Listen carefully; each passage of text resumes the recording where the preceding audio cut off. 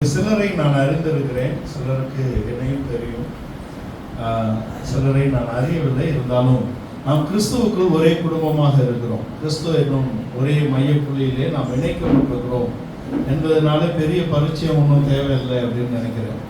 இல்லையா? நாம் கிறிஸ்துவுக்குள் சகோதர சகோதரிகளாக இருக்கிறோம். அதுக்காக நான் கர்த்தரை ஸ்தோத்திரிக்கிறேன். இந்த காலை வேளையிலே தேவன் நம் மத்தியிலே எழுந்தருளி இருக்கிறதுக்காய் நான் கர்த்தரை ஸ்தோத்திரிக்கிறேன். யோவான் எழுதின சுவிசேஷம் 1ஆம் அதிகாரம் 12-13 வசனங்களை வாசிக்க கேட்கிறோம். அவருடைய நாமத்தின் மேல் விசுவாசம் உள்ளவர்களாய் அவரை ஏற்றுக்கொண்டவர்கள் எத்தனை பேர்களோ அத்தனை பேர்களும் தேவனுடைய பிள்ளைகள் ஆகும்படி அவர்களுக்கு அதிகாரம் கொடுத்தார். அவர்கள் இரத்தத்தினாலாவது மாம்ச சித்தத்தினாலாவது புருஷனுடைய சித்தத்தினாலாவது பிறவாமல் தேவனாலே பிறந்தவர்கள். இந்த காலை வேளையிலே கர்த்தர் கொடுத்த நல்ல வார்த்தைகளுக்காய் நான் அவரை ஸ்தோத்திரிக்கிறேன். அவருடைய நாமத்தின் மேல் விசுவாசம் உள்ளவர்களாய் அவரை ஏற்றுக்கொண்டவர்கள் எத்தனை பேர்களோ அத்தனை பேர்களும் அவருடைய பிள்ளைகளாக இருக்கும்படி அவர்களுக்கு அதிகாரம் கொடுத்திருக்கிறார். நாம் யாரு? தேவனுடைய பிள்ளைகள். ஆனா பிள்ளை பிறந்து வளரலன்னா பெற்றோருக்கு சந்தோஷமா இருக்குமா, துக்கமா இருக்குமா? ஆனா வளர்ந்த அநேகருக்கு பிள்ளைகளா இருந்திருக்கலான்ற ஒரு ஆசை இருக்கிறது. ஆனாலும் நாம் வளர்கிறது தான் பெற்றோர் பிரியப்படுகிறார். அதே போலவே தேவனும் நாம் வளர்கிறது தான் பிரியப்படுகிறார். முதலாவது நாம் அவருடைய பிள்ளைகளாக இருக்கிறோம். அவர்கள் எப்படி பிறந்திருக்கிறார்கள் என்று அடுத்த வசனத்தில் சொல்றார். அவர்கள் இரத்தத்தினாலாவது மாம்ச சித்தத்தினாலாவது புருஷனுடைய சித்தத்தினாலாவது பிறவாமல் தேவனாலே பிறந்தவர்கள். எல்லோரையும் தேவன் சிருஷ்டித்திருக்கிறார். தேவனுடைய சித்தம் இல்லாமல் ஒருவரும் பிறக்க முடியாது என்று நாம் நினைத்தாலும் தேவனுடைய சித்தம் இல்லாமல் பிறந்தவர்களும் உண்டு என்று வேதம் சொல்லுகிறது. தேவனுடைய சித்தம் இல்லாமல் பிறந்தவர்களும் உண்டு. அவர் ஆதாமை சிருஷ்டித்தார். ஆதாம் காயினை பெற்றெடுத்தான். ஆவேல் பிறந்தான். ஆவேலை கொன்ற பின்பு காயினுக்கும் கடவுளுக்கும் எந்த விதமான சம்பந்தம் இல்லை. ஆனால் அவன் பல லட்சம் பேரை பெற்று போட்டான். அவர்களுக்கும் கடவுளுக்கும் சம்பந்தம் கிடையாது, இல்லையா? அவர்களுக்கும் கடவுளுக்கும் எந்த விதமான சம்பந்தமும் கிடையாது. ஆனால் ஆவேலுக்கும் தேவனுக்கும் ஒரு சம்பந்தம் இருந்தது. ஆவேலை கொன்று போட்டாலும் அவனுக்கு பதிலாக பிறப்பிக்கப்படுகிறான் ஒருவன், சேத். அவனுக்கு சொல்லும் போதே சொல்றாரு, காயின் கொன்ற ஆவேலுக்கு பதிலாக பிறந்த சேத் என்றுதான் சொல்லப்பட்டிருக்கிறது. சேத்து பிறந்து சேத்துடைய சந்ததிக்கும் தேவனுக்கும் சம்பந்தம் உண்டு. நாம் இந்த வசனத்தை நன்றாக புரிந்து கொள்ள வேண்டும் என்றால், நாம் தேவனை ஏற்றுக்கொண்டதினாலே தேவனுடைய பிள்ளைகளாக இருக்கிறோம். தேவனை விசுவாசிக்கிறதுனாலே, ஏற்றுக்கொண்டதினாலே, அன்பு கூறுகிறதுனாலே நாம் அவருடைய பிள்ளைகளாக இருக்கிறோம் என்ற மேன்மை நமக்கு கொடுக்கப்படுகிறது. ஆனால் அது நம்மளால முடியுமா அப்படின்னா நம்மளால முடியாது. தேவன் ஒருவனிடத்தில் அன்பு கூறாவிட்டால் தேவனில் ஒருவன் அன்பு கூற முடியாது என்று இருக்கிறது. தேவன் நம்மை தெரிந்து கொள்ளாவிட்டால், தேவன் நம்மை அன்பு கூறாவிட்டால், தேவன் நம்மை இழுத்துக் கொள்ளாவிட்டால் நாம் தேவனிடத்தில் வரவோ, அவரை அன்பு கூறவோ, அவரை பற்றி கொள்ளவோ, அவரிடத்தில் விசுவாசம் வைக்கவோ நம்மளால முடியாது. அதான் விஷயம். விசுவாசத்தை அவர்தான் நமக்குள்ளே துவங்குகிறார். விசுவாசத்தை அவர்தான் நமக்குள்ளே முடிவடைய செய்கிறார் என்ற இடத்திலே அவர்தான் எல்லாவற்றையும் செய்யக்கூடிய இடத்துல இருக்கிறார். அப்போ இந்த 4 விதமான பிறப்பையும் நம்முடைய முற்பிதாவாகிய ஆபிரகாமுடைய ஜீவியத்திலே நாம் காண வேண்டும். ஆபிரகாமின் ஜீவியத்திலே இந்த 4 விதமான பிறப்புகளும் இருக்கிறது. இரத்தத்தினாலாவது, ஆதியாகமம் 25ஆம் அதிகாரத்திலே கேத்துராளுக்கு இரத்த சம்பந்தமாக ஆபிரகாமுக்கு பிறந்தவர்கள் இருக்கிறார்கள். இரத்தத்தினாலாவது. மாம்ச சித்தத்தினாலாவது, ஆதியாகமம் 16ஆம் அதிகாரத்திலே மாம்ச சித்தத்தின்படி, மாம்சீகமாக அவர்கள் எடுத்த முடிவின்படி ஒரு இஸ்மவேல் பிறந்திருக்கிறான். புருஷ சித்தத்தினாலாவது, புருஷ சித்தத்தினாலே ஒரு குமாரன் ஆபிரகாமுக்கு இருக்கிறான். அவன் ஆதியாகமம் 14ஆம் அதிகாரத்திலே அவனுக்கு புருஷ சித்தத்தின்படி இவனை நான் குமாரனாக எடுத்துக் கொள்ளுகிறேன் என்று அவர் சொல்லுகிறார். அது யாரு? எலியேசர். எலியேசர் அங்கே பிறந்திருக்கிறார். ஆனால் தேவனாலே பிறந்தவன் என்பது ஈசாக்கு. ஈசாக்கு ஒருவன் தான் ஆபிரகாமுக்கு தேவனாலே பிறந்தவன் என்பதற்கு அங்க கலாத்தியர் நிருபக்காரர் சொல்லுகிறார், அவர் சந்ததிகளுக்கு என்று அநேகரை குறித்து சொல்லாமல் சந்ததி என்று ஒருவரை குறித்து அல்லவா சொல்லுகிறார். It's not of many, it's of one. ஒருவனை குறித்து அல்லவா சொல்லுகிறார். அந்த சந்ததி கிறிஸ்துவே. அப்ப அந்த விதை சீட் அப்படிங்கிறது ஈசாக்கு தான் என்று கொண்டு வந்தாலும், ஈசாக்கின் சந்ததி என்ற இடத்துல யாக்கோபை நாம் கொண்டு வந்தாலும், கலாத்தியர் நிருபக்காரர் அந்த சந்ததி கிறிஸ்துவே என்று ஒருமைப்பாட்டுக்குள் கொண்டு வருகிறார். கிறிஸ்துதான் மைய பொருள். தேவன் உலகத்தை சிருஷ்டிக்க நினைத்த நாளிலே அவர் நினைத்ததை எல்லாம் நிறைவேற்றக்கூடிய ஒரு குமாரன் அங்க வேண்டும். ஏன் திருத்துவ தேவன் நமக்கு வேண்டும்? ஏன் தேவன் திருத்துவராக இருக்கிறார்? இந்த கேள்விகளை அநேக கிறிஸ்தவர்கள் கேட்கப்பட்டால் அவர்கள் குழம்பக்கூடிய இடத்துல இருக்காங்க. ஏன் தேவன் திருத்துவராக இருக்க வேண்டும் என்றால், மனிதனுக்காக தான் அவர் திருத்துவராக தன்னை மாற்றிக் கொண்டார். ஆதாம் பாவம் செய்ததினால்தான் கிறிஸ்து அழிக்கப்பட்டாரா? அப்படி நம்ம நினைச்சு கூடாது. ஆதாம் விழாவிட்டாலும் கிறிஸ்து மரித்திருக்க வேண்டும். ஏனென்றால் எபிரேய நிருபக்காரர் 10ஆம் அதிகாரத்திலே பரிசுத்தமாக்கப்பட்டவர்களே ஒரே பலியினாலே பூரணமாக்குகிற தேவன். அப்ப பரிசுத்தமாக சிருஷ்டிக்கப்பட்ட ஆதாம் பூரணத்தை அடைய வேண்டும் என்றால் அதற்கு ஒரு பலி வேண்டும் என்றுதான் அவர் உலக தோற்றத்துக்கு முன்பாகவே அவர் பலியாகி இருக்கிறார். உலக தோற்றத்துக்கு முன்பாகவே அவர் பலியாகி இருக்கிறார். அதற்கு தான் தேவன் தன்னை திருத்துவராக சிருஷ்டித்துக் கொண்டார். ஒரு பலி செலுத்த வேண்டும் என்றால் முதலாவது தேவன் வேண்டும். தேவன், அடுத்து பலி, அடுத்து செலுத்தக்கூடிய ஆசாரியன் வேண்டும். தேவன் அந்த பலியை ஏற்கக்கூடிய இடத்துல இருக்கிறார். கிறிஸ்து பலிபீடமாகவும் பலியாகவும் இருக்கிறார். அங்கே ஆசாரியனாக பரிசுத்த ஆவியானவர் அவரை பலி செலுத்துகிறார். உலக தோற்றத்துக்கு முன்பாகவே நம்முடைய சித்தத்தை அவர் பலியாக்கினார் என்று எபிரேய நிருபக்காரர் சொல்லுகிறார். அவருடைய சித்தம் பலியாக்கப்பட்டது, அவர் மாம்சத்தின் படியும் பலியாக்கப்பட்டிருக்கிறார். யாருக்காகனா நமக்காக தான் என்று அவரை விசுவாசிக்கிறவர்கள் எத்தனை பேர்களோ அத்தனை பேர்களும் அவருடைய பிள்ளைகளாக இருக்கும்படியான அதிகாரத்தை பெற்றுக் கொள்ளுகிறோம். நாம் ரத்தத்தினாலாவது மாம்ச சித்தத்தினாலாவது புருஷ சித்தத்தினாலாவது பிறவாமல் தேவனாலே பிறந்தவர்கள். நமக்கு என்ன வேணா வயது இருக்கலாம் இல்லையா? ஆனால் நாம் எப்பொழுது இருந்து இருக்கிறோம்னா, அங்கே எபேசியர் 1ஆம் அதிகாரத்தில் 4ஆம் வசனத்திலே தேவன் உலக தோற்றத்துக்கு முன்பாகவே நாம் அன்பில் பரிசுத்தரும் குற்றமற்றவர்களுமா இருக்கும்படி கிறிஸ்துவுக்குள் நம்மை தெரிந்து கொண்டு இருக்கிறார். அப்ப நம்ம எப்ப இருக்கிறோம்? தேவன் எப்பொழுது இருக்கிறாரோ அப்பொழுதே இருக்கிறோம். தேவன் எப்பொழுது இருந்திருக்கிறார் அப்படின்னா அவர் கால நிர்ணயத்துக்கு உட்பட்டவர் அல்ல. நீங்க இந்த அண்டத்திலே உலகத்தை தாண்டிட்டா எங்கேயும் கால நிர்ணயம் கிடையாது. இங்க இருந்து வெளியில போயிட்டீங்கன்னா கால நிர்ணயம் கிடையாது. தேவன் கால நிர்ணயத்தை மனிதனுக்காக உண்டாக்கி அவனை அதுக்கு உட்படுத்தினது போல தாமும் அதுக்கு உட்பட்டார். அதுக்கு முன்பாகவே தேவன் இருக்கிறார். அனாதி தேவன், அனாதியாகிய அவருடைய புறப்படுதல், பூர்வ காலத்துடைய புறப்படுதல் என்பது அனாதியானது. யாக்கோபை அவர் அனாதியாக சிநேகித்தார் என்று சொல்லப்பட்டது. நாம் தேவனுடைய பிள்ளைகள் ஆகிறதுக்கு உலக தோற்றத்துக்கு முன்பாகவே நாம் முன்குறிக்கப்பட்டிருக்கிறோம். முன்குறிக்கப்பட்டிருந்தாலும் முன்குறிக்கப்பட்ட அநேகர் அதை ஏற்றுக்கொள்ளக்கூடிய இடத்திலே இல்லை என்று தள்ளப்பட்டும் போகிறார்கள். முன்குறிக்கப்பட்ட அநேகர் அதை ஏற்றுக்கொள்ளாத இடத்திலே தள்ளப்பட்டும் போகிறார்கள் என்பதாக இருக்கிறது. ஆபிரகாமுடைய வாழ்க்கையிலே ஆபிரகாமை ஆதியாகமம் 12ஆம் அதிகாரத்திலே அவர் அழைக்கிறார். அதுக்கு முன்பாகவே அவருக்கு ஒரு அழைப்பு கொடுக்கப்படுகிறது. நாம் அறிந்திருக்கிறபடி அவர் மெசபதோமியா தேசத்தில் இருக்கும் போதே மகிமையின் தேவனை தரிசித்தவராக புறப்பட்டு அவர் வருகிற வழியிலே அங்க தங்கிடுறார். அவருடைய தகப்பனுடைய காரியத்தினாலே அங்கே தங்குகிறார். 12ஆம் அதிகாரத்திலே மீண்டும் ஒரு அழைப்பு அவருக்கு கொடுக்கப்படுகிறது.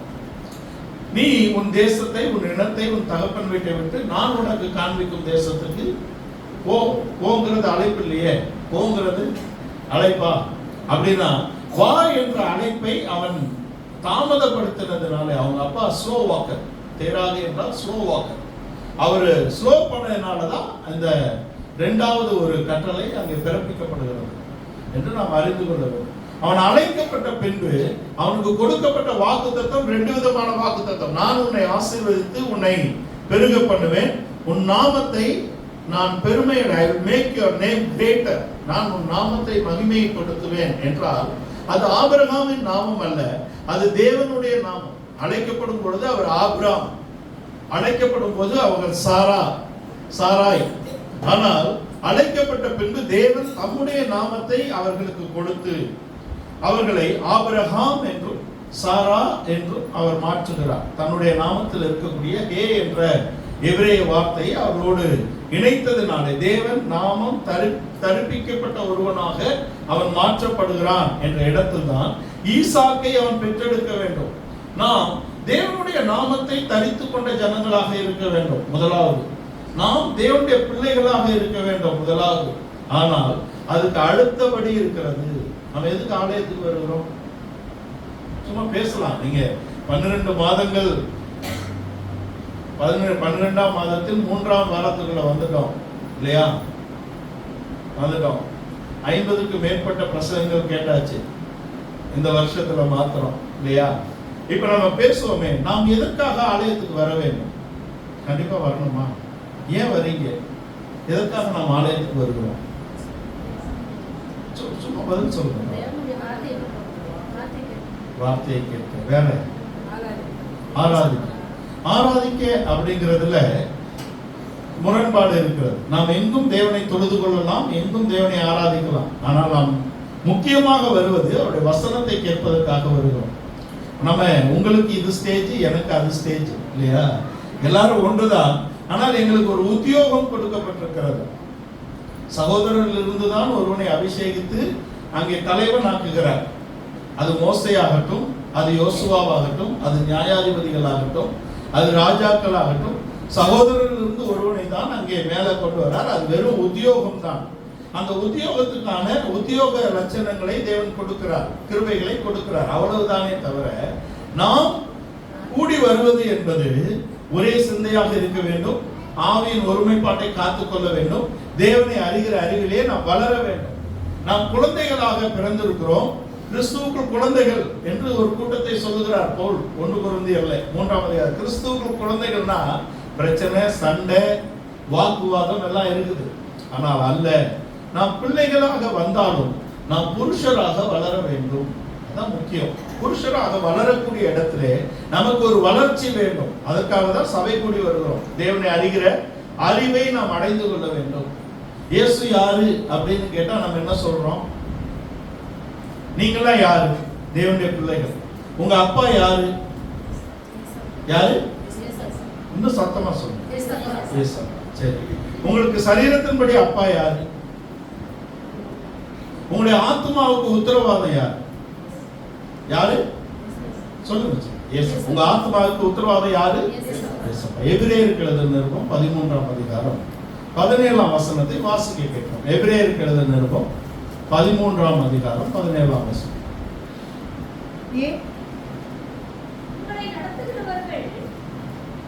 உங்களை நடத்துகிறவர்கள்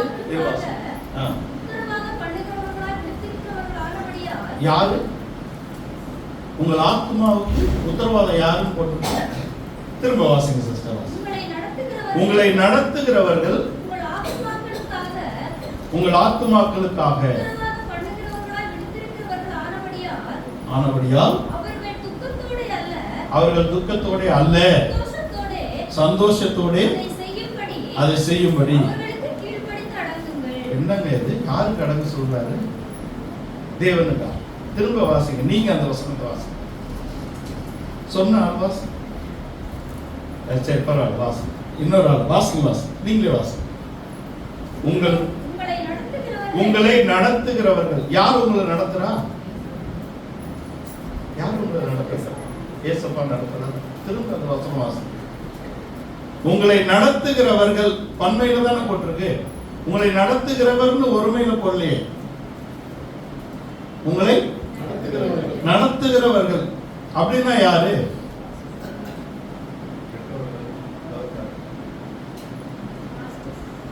பாஸ்டர் தானே. பாஸ்டர் தான். உலகத்தின் பிதாக்கள் அற்ப காலம் உங்களை நடத்துகிறார்கள், இம்மைக்குரிய ஒழுங்குகளுக்காக உங்களை நடத்துகிறார்கள். அவங்களுக்கே நீங்க கீழ்ப்படிந்து அடங்க வேண்டும் என்றால் உங்கள் ஆவிக்குரிய பெற்றோர்கள் உங்களை நித்தியத்துக்கென்று நடத்துகிறார்கள். அப்படித்தானே கொண்டு வர்றார் பவுல். நீங்க எல்லாரும் யாரு? தேவனுடைய குமாரன். ஆண் பெண் வித்தியாசப்படுத்துறது இல்லை நான். ஏன் தெரியுமா? அது உங்க சரீரத்துக்கு தான் இருக்குது. உங்க உள்ளான மனிதனுக்கு ஆண் பால் பெண் பால் வித்தியாசம் கிடையாது. We are sons of God. நீங்கள் எல்லோரும், நாம் எல்லோரும் தேவனுடைய குமாரராக இருக்கிறோம். நாம் எல்லோரும் தேவனுடைய குமாரர். நம்மை தேவன் தான் நடத்துகிறார். ஆனால் தேவன் தம்முடைய பிரதிநிதிகளை கொண்டுதான் நடத்துகிறார். ambassadors of God. நாங்கள் கிறிஸ்துவுடைய ஊழியக்காரர் என்று சொல்லக்கூடிய இடத்துல அவர் எங்களை ஏற்படுத்துகிறார். அதை தான் நான் சொன்னேன். சகோதரர்களிலிருந்து ஒருவனை ஏற்படுத்தி அவனை கொண்டு நடத்துகிறார். மோசே அங்க பிறந்தவன் தானே, அங்க பிறந்தவன் தான். அவர்களுக்குள் அடிமைகளில் ஒருவனாக பிறந்தவன் தான் மோசே. அவனை கொண்டுதான் தேவன் விடுதலையை கொண்டு வருகிறார். அதுதான் விஷயம். ஆபிரகாமை கொண்டு வந்தது நோக்கம் என்ன? அவன் ஒரு ஆவிக்குரிய சந்ததியை பெற்றெடுக்க வேண்டும். பெற்றெடுக்க வேண்டும்னா ஆபிரகாம் பெற்றெடுத்தான் என்றுதான் அர்த்தம், இல்லையா? ஏன்னா ஆபிரகாமும் சாராலும் ஒரே சரீரம் தான். பவுல் அப்போஸ்தலன் ஒரு ஆளை பெற்றெடுக்க முடியுமா? பவுல் சொல்லுகிறாரு, நான் பெற்றெடுத்த என் குமாரனாகிய ஒனேசிமஸுக்காக நான் இதை எழுதுகிறேன் அப்படிங்கிற, இல்லையா? ஒனேசிமஸுக்காக எழுதுகிறார். என் குமாரனாகிய தீமோத்தேயுவே என்று சொல்லுகிறார். உங்களுக்கு கிறிஸ்து உருவாகும் வரைக்கும் நான் பிரசவ வேதனைப்படுகிறேன் என்று சொல்லுகிறார். நம்ம எழுத்தின்படியான பிறப்பையும் எழுத்தின்படியான ஒரு வாழ்க்கையும் நாம் கணக்கிடுவதற்கு நாம் எழுத்தின்படியாக பிறப்பிக்கப்பட்டவர்கள் அல்ல. நாம் ஆவிக்குரியவர்கள் என்ற இடத்தில் தான் நம்முடைய புரிதல் இருக்கணும். அந்த புரிதல் உண்டாகும் வரைக்கும் நாம யாரு? குழந்தைகள், சில்ட்ரன்ஸ், பேப்ஸ் அண்ட் சில்ட்ரன்ஸ். நீங்க குழந்தைகளாக இருக்கும் வரைக்கும் உங்களுக்கு என்ன கிடையாது? என்ன கிடையாதுன்னு தெரியுமா? நீங்கள் குழந்தைகளாக இருக்கும் வரைக்கும் உங்களுக்கு சுதந்திரம் கிடையாது. You will not inherit your inheritance. நீங்கள் உங்கள் சுதந்திரத்தை அடைந்து கொள்ள முடியாது. பிள்ளையானவன் வளரும் வரைக்கும் பிள்ளைக்கும் அடிமைக்கும் வித்தியாசம் கிடையாதுன்னு எழுதுறாரு. அப்படிதான் எழுதுறாரு அவரு. பிள்ளையானவன் வளரும் வரைக்கும் பிள்ளைக்கும் அடிமைக்கும் வித்தியாசம் கிடையாது. அடிமையானவன் சுதந்திரத்தை பெறாதது போல குழந்தையானவனும் சுதந்திரத்தை பெற முடியாது. உங்களை உணர்ச்சி வசப்படுத்தி உத்வேகப்படுத்தி வருஷ கடைசியில உங்களை சந்தோஷப்படுத்துவதற்கான வார்த்தைகள் இல்லை. வருஷ கடைசின்றது நம்மை நாம் நிதானித்து அடுத்த we should have a shift on our spiritual life. நம்முடைய ஆவிக்குரிய வாழ்க்கையிலே அடுத்த நிலையை நாம் அடைய வேண்டும். நாம் குழந்தைகளாக இருப்பதை தாண்டி நாம் வளர வேண்டும். வளர வேண்டும் என்றால் என்ன வேணும்? நாம் சரியான மனத்தெளிவை அடைந்து கொள்ள வேண்டும். அதுதான் முக்கியம். நம்மை நடத்துகிறவர்கள் அப்படின்னு நான் கொண்டு வந்த காரணம், ஆபிரகாமுக்கு பிள்ளைகள் இருந்தார்கள். இப்ப 4 விதமா நம்ம படிச்சோம். இந்த 4ம் ஆபிரகாமுடைய பிள்ளைகள் தான். ஆனால் இந்த 4ஐயும் சுதந்திரவாளிகளாக எடுத்துக்கொள்ள முடியாது. கேத்துராலுக்கு பிறந்த பிள்ளைகளுக்கு வெகுமதி கொடுத்துட்டார். இஸ்மவேலை முன்னையே அனுப்பிட்டார். எலியேசர் வீட்டிலே பிறந்த குமாரன் என்று சொன்னாலும் அவன் சுதந்திரவாளியாக வர முடியாது. அவன் குமாரனா இருக்கலாம், அவன் அடிமை அல்ல. அவன் குமாரனாக வீட்டில் இருக்கலாம், ஆனால் அவன் சுதந்திரத்தை பெற்றுக்கொள்ள முடியாது. சுதந்திரவாளி என்பவன் ஈசாக்கு தான் சுதந்திரவாளி. அவன் தான் அந்த ஆவிக்குரிய சுதந்திரத்தை அடைந்து கொண்டு அவன் தன் சந்ததிக்குள்ள அதை கொண்டு வர முடியும். நாம் கிறிஸ்துவுக்கு சுதந்திரவாளியாக கிறிஸ்துவுடைய உடன் நம்ம இயேசுவை எல்லாரும் அப்பான்ட்டோம், இல்லையா? அப்பான்னு சொன்னோம். அப்பாங்கிறதுக்கு நீங்க சட்டம் கொடுக்கணும்ல, ரெஃபரன்ஸ் கொடுக்கணும்ல. அவர் அப்பாங்கிறதுக்கு ரெஃபரன்ஸ் என்ன? எல்லாரும் இப்ப அன்பா கூப்பிட்டோம், இயேசு அப்பா, இல்லையா? இயேசு அப்பாங்கிறதுக்கு ரெஃபரன்ஸ் கொடுக்கணுமே. இருக்கா? தெரிஞ்சு வச்சிருக்கீங்களா? தெரிஞ்சு வச்சிருக்குமா இல்லையா? ஏசாயா 9:6 நானே தரேன். ஒரு பாலகன் பிறந்தார், ஒரு குமாரன் கொடுக்கப்பட்டார், கர்த்தத்துவம் அவர் தோளின் மேல் இருக்கும், அவருடைய நாமம் அதிசயமானவர், ஆலோசனை கர்த்தர், வல்லமையுள்ள தேவன், நித்திய பிதா, சமாதான பிரபு. அப்படின்னா அவர் நித்திய பிதா. ஆனா அவரை பிதா என்று நீங்கள் அழைக்கும் வரைக்கும், இயேசு அப்பா நீங்க அழைக்க வரைக்கும் நீங்க யாரு? பிள்ளைங்க. ஆனா நீங்க வளர்ந்தா யாரு? நீங்க வளரும் போது புருஷராகிறீர்கள். நீங்க புருஷராக வளரும் பொழுது இயேசு உங்களுக்கு யாரு? அப்பாவா?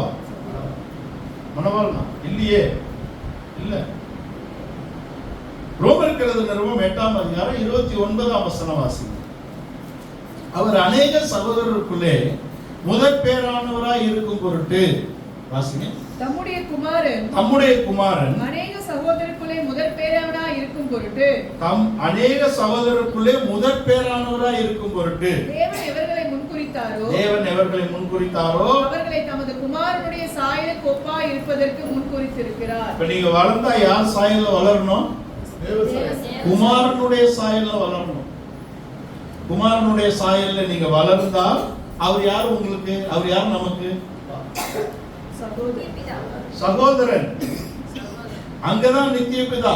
ஏசாயா 9:6 அவர் நித்திய பிதா, அவர் பிதாதான். ஆனால் அவர் நித்திய பிதா என்று சொன்னாலும் அவர் குமாரனாக கொடுக்கப்பட்டிருக்கிறார். கொடுக்கப்பட்டாச்சுங்களா? இப்போ பிலிப்பியர் நிருபக்காரர் 2ஆம் அதிகாரம் 6, 7, 8 வசனங்கள்ல அவர் பிதாவுக்கு சமமாக இருந்தும் அதை கொள்ளையாடின பொருளாக எண்ணாமல் தம்மை தாமே தாழ்த்தி, அப்படிங்கறத நம்ம தெரிஞ்சுக்கணும். இதை தெரிந்து கொள்வதற்கு அப்படி சுத்தி வந்திருக்கோம். உங்களுக்கு புரியாதது போல இருந்தாலும் நம்ம அதை ஒரு சுருக்கி கொண்டு வந்து இணைச்சிடலாம் இல்லையா? அவர் தம்முடைய சாயலிலும் தம்முடைய ரூபத்திலும் முதலாவது மனிதனை உண்டாக்குகிறார். இந்த சன்ஷிப்புக்காக கொண்டு வர, நம்ம எல்லாம் குமாரர்கள் என்பதற்கு முதலாவது கொண்டு வர. அப்படி குமாரர்களாக வந்த நாம் ஏன் ஒரு தலைமையின் கீழ் கீழ்ப்படுத்தப்பட்டிருக்கிறோம்? நமக்கு 2 விதமான உடன்படிக்கை இருக்கிறது. 2 விதமான தகப்பன் நமக்கு கொடுக்கப்படுகிறார்கள். ஒன்று, நம்மை சிருஷ்டித்த தேவன் நமக்கு தகப்பனாக இருக்கிறார். 2வது, தேவன் ஒரு தலைமையை ஏற்படுத்தி கொடுக்கிறார். அது தலைமை அல்ல, அது தகப்பத்துவம். இட்ஸ் a fatherhood இல்லையா? அதனாலதான் அங்க 4:15 அவரு எழுதுறாரு, கொரிந்தியர்ல எழுதும்போது எழுதுறாரு, பிதா அங்கே உபாத்தியர்கள் அநேகர் உண்டு, உபாத்தியர்கள் 10,000 உபாத்தியர்கள் நமக்கு இருக்கிறார்கள், ஆனா பிதாக்கள் இல்லையே அப்படின்னு கொண்டு வர. There are so many pastors, there are so many reverends இல்லையா? அப்படியெல்லாம் இருக்காங்க. இதெல்லாம் உத்தியோகம், நாம் ஏற்படுத்தி கொண்ட உத்தியோகம். ஆனால் தேவன் ஏற்படுத்தின உத்தியோகம் என்பது ஒரு தகப்பத்துவத்தை தான், ஒரு ஃபாதர்ஹுட்டை தான் அவர் ஏற்படுத்தி கொடுத்திருக்கிறார். அதிலே அந்த தன்மையை நமக்கு கொண்டு வந்திருக்கிறார். இப்போ அந்த தன்மைக்கு வரக்கூடியவனுக்கு ஒரு அபிஷேகம் கொடுக்கப்படுகிறது. அந்த அபிஷேகம் இல்லாவிட்டால் அவன் அதை செய்வானா? கிடையாது.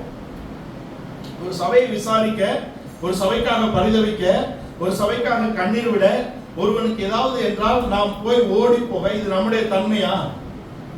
நம்முடைய தன்மையான கிடையாது. நம்முடைய தன்மை கிடையாது. இது தெய்வீக தன்மை. எங்களுக்கோ கிறிஸ்துவின் சிந்தை கையளிக்கப்பட்டிருக்கிறது. எங்களையோ கிறிஸ்துவின் அன்பு நெருக்கிய வருகிறது. கிறிஸ்துவின் சிந்தை அளிக்கப்படாவிட்டால் அந்த ஏற்படுத்தப்படுகிறவனுக்கு கிறிஸ்துவின் சிந்தையோ கிறிஸ்துவின் அன்போ நெருக்கியவாவிட்டால் அவங்க இப்படி விசாரிப்பாங்களா? இப்படி நமக்காக அழுவாங்களா? நமக்காக பரிதவிப்பார்களா? நமக்காக கண்விழிப்பார்களா? நமக்காக உத்தரவாதம் பண்ணுவார்களா? பண்ண மாட்டாங்க. அதற்கு தான் அந்த அபிஷேகம் கொடுக்கப்படுகிறது. ஏன் இந்த தன்மை வருகிறது என்றால், அங்க அவர் ஆதாமை அவருடைய சாயலிலும் ரூபத்திலும் சிருஷ்டித்தார். ஆதாம் தேவனுடைய சாயல், தேவனுடைய ரூபத்திலே இருக்கிறான். தேவனுடைய சாயலும் தேவனுடைய ரூபமும் அவனுக்கு கொடுக்கப்பட்டிருக்கிறது. அவன் ஏதோ அங்க ஒரு நாள் இருந்து தோட்டத்தை இழந்துட்டான் அப்படிங்கிற மாதிரி எழுதி இருந்தாலும் அவன் ஒரு நாள் அங்கே இல்லை. அவன் பல வருடங்கள் அங்கே இருந்து தேவன் ஒவ்வொரு நாளும் தன்னுடைய தன்மையை அவனுக்கு விளங்க செய்யும்படியாக அவனோடு ஒவ்வொரு நாளும் இடைப்படுகிறார் இல்லையா? அவன் குழந்தையாக சிருஷ்டிக்கப்படவில்லை, அவன் புருஷனாக சிருஷ்டிக்கப்பட்டிருக்கிறான். ஆனால் அவனுடைய மனது குழந்தை என்ற இடத்துல இருக்கிறது. தேவனை அறிகிற அறிவிலே அவன் இன்னும் வளர வேண்டும். நம்ம பாருங்க, தேவதூதன் விழுந்திருக்கிறான், அவன் தேவனுடைய அறிவிலிருந்து விழல. ஏசாயா 14 ஆகட்டும், எசேக்கியேல் 28, அங்க யூதாவிலும் மற்ற இடங்களும் எழுதப்பட்டிருக்கிறது. ஒரு 5 கூட்டத்தார் விழுந்திருக்கிறாங்க. அப்ப இவர்கள் எல்லாம் விழுந்தாலும் தேவதூதர்களுக்கு ஒரு வளர்ச்சியோ ஒரு பெருக்கமோ கிடையாது. தேவதூதர்கள் ஆண் பெண் கிடையாது, அவர்கள் ஆவிகளாக இருக்கிறார்கள் இல்லையா? அவர்களுக்கு ஆண் பெண் கிடையாது, அவர்களுக்கு ஒரு வளர்ச்சியோ பெருக்கமோ கிடையாது. கடவுளை எந்த அளவுக்கு அறிந்திருக்க வேண்டும் என்று அவர் சிருஷ்டித்தாரோ அதே அளவிலே அறிந்திருக்கிறார்கள். அவரை பரிசுத்தர் பரிசுத்தர் என்றுதான் அறிந்திருக்கிறார்கள். அவரை கண்டு அஞ்சக்கூடிய இடத்தில் தான் தேவதூதர்கள் இருக்கிறாங்க. ஆனா மனிதனுக்கு அப்படி அல்ல. மனிதன் தேவனை அன்பினால் அறியக்கூடிய இடத்திலே கொண்டு வருகிறான். ஒரு விஷயத்தை நாம் அறிவினால் அறியலாம், படிப்பு கொண்டு அறியறாங்க, அனுபவத்தினால் அறியலாம். அன்பினாலே தேவனை அறியக்கூடிய இடத்தில் தான் மனிதன் சிருஷ்டிக்கப்பட்டிருக்கிறான். தேவதூதன் விழுந்த இடத்துல அவன் தேவனை பற்றிய அறிவிலிருந்து விழவில்லை. அதனாலதான் மார்க்கு சுவிசேஷத்துல 1ஆம் அதிகாரத்துல 5ஆம் அதிகாரத்துல பாத்தீங்கன்னா அவரை பார்த்தவனே உன்னதமான தேவனே, தேவனுடைய குமாரனே, உமக்கும் எனக்கும் என்ன கண்டு அஞ்சுகிறான், நடுங்குகிறான்.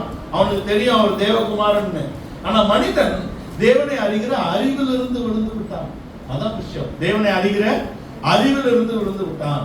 ஆதாமை சிருஷ்டித்து ஆதாமுக்கு தேவன் தம்முடைய அறிவை புகட்டும்படியாக விரும்புகிறார். தேவனுடைய ரூபம், தேவனுடைய சாயல், நித்திய ஜீவன், அழியாமை, ஆளுகை, சுதந்திரம் எல்லாம் அவனுக்கு கொடுக்கப்பட்டிருக்கிறது. ஒரு 7 விதமான ஆசீர்வாதம் அவன் தோட்டத்திலே அவனுக்கு கொடுக்கப்பட்டிருக்கிறது. இது எல்லாவற்றையும் ஒரே கீழ்ப்படியாமையினாலே அவர்கள் இழந்து போகிறார்கள். இப்போ தேவனுடைய சாயல், தேவனுடைய ரூபத்தில் இருந்த ஆதாம் இப்போ விழுந்த பின்பு மனிதனுடைய சாயல், மனிதனுடைய ரூபம் என்ற இடத்துக்கு வருகிறார். விழுந்து போன மனிதனுடைய சாயல், விழுந்து போன மனிதனுடைய ரூபம் அதுக்கு வந்துட்டான். இப்போ இவனை மீட்டு எடுக்க வேண்டும் என்றுதான் இயேசு கிறிஸ்து வருகிறார். இயேசு கிறிஸ்து பூமியில வரும்போது தேவரூபம், தேவ சாயல் என்ற இடத்தில் வரல. விழுந்து போன ஆதாமின் ரூபம், ஆதாமின் சாயல்ல வந்து தெய்வீக ரூபத்தையும் சாயலையும் மீட்டு எடுக்கணும். அப்படிதான் பிலிப்பியர்ல எழுதியிருக்கார் இல்லையா? 2ஆம் அதிகாரம் 6ஆம் வசனத்திலிருந்து அவர் மனுஷர் அடிமை, மனுஷ ரூபம், அடிமை சாயல், அடிமை கோலம் எடுத்து வருகிறார். வாசிங்க.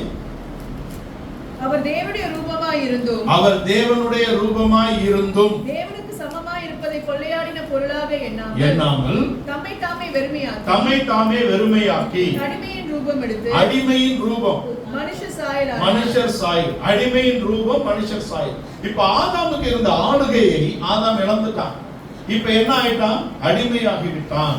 ஆதாமுக்கு ஒரு ஆளுகை இருந்தது.